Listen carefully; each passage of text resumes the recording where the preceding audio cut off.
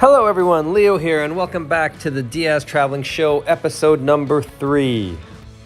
After leaving Halifax and Canada as a whole, we finally got to our first destination, which was France, and wow, has it been a ride to this point so far. Now, Paris being its main city and main attraction is no different than any other big city in any other country in the world. It is packed, lots of tourists going around.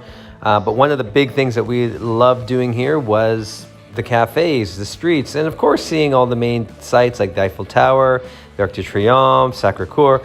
If you've been here before, you'd know that they have an abundance of different things to see and do.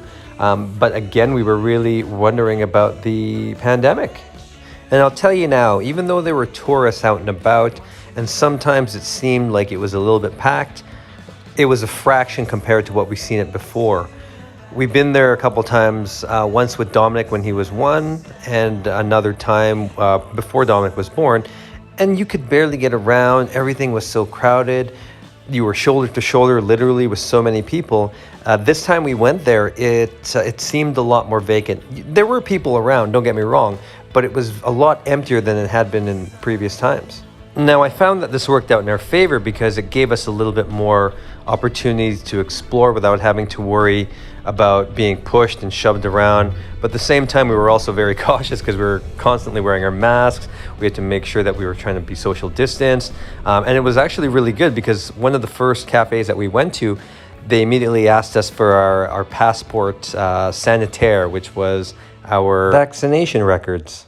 Now, it was especially interesting to see how it was comparing to back home, and knowing how Alberta has been pretty cavalier with its approach to vaccinations. I was talking to a friend I had made over in Ireland 10 years ago, and he was telling us about it. And we met up with him on this trip, and he was telling us how he just got back from partying the night before. He finished at 6 o'clock in the morning, and I was wondering, was everything open? And he said, yeah, all the nightclubs are open. They're taking it very seriously. You have to have your vaccine passports ready, and they're living life pretty untethered right now, and they're able to do all the things they can. And no, not many people. He was saying that there were some people that were having issues, and they were protesting, but not to the degree that we've seen back home. But that being said, he was saying that many people are living their lives as normally as they have been before the pandemic. So that was kind of interesting to see. And one of my biggest questions for him was, why was I not out there with him till 6 in the morning? And then it hit me that I'm old and I go to bed at 9 o'clock now. And even though my wife and kid think I'm cool, I know when I'm done. Having to show our vaccine records was not a big deal at all. The French people here, a lot of Europeans actually are using a QR scan code, and you just show it to them, they scan it, and then they track you, and then you're able to do whatever you need to do. You go to the restaurants, go into the shops, do whatever it is, and they have the sanitation protocols in place. They have hand sanitizer everywhere, and it wasn't a big deal. It let us go to all the restaurants that we wanted to, all the cafes, and we just checked in. We showed them our vaccine records, and we were able to have lunch, able to have breakfast, dinner, whatever it was, and do what we wanted to do. Now, I really enjoy Paris, and it is a really easy city to walk around. Take the bus, take the train. We did a heck of a lot of walking, and I'm actually shocked that Dominic was able to keep up. Those little legs of his just kept going and going and going, but he was fine with it. He would need a break every now and then, but it was great that he was able to actually walk all those distances where before we would always have to carry him. We'd have to take so many breaks, but this trip he was actually quite good. And another good thing to see was that Dominic was still doing the things that he would be if he were back home. Playing with other kids was really big, and we were hoping that he was going to try and do this. But at the same time, we were very cautious because, hey, it's a pandemic. But that aside, it was still kind of the normalized thing that we wanted him to see. That and doing homework and still having somewhat of a routine, which we did back at the Airbnb. Now, sightseeing was still number one on our list, as Paris has so much to see and do, and that's something that we did.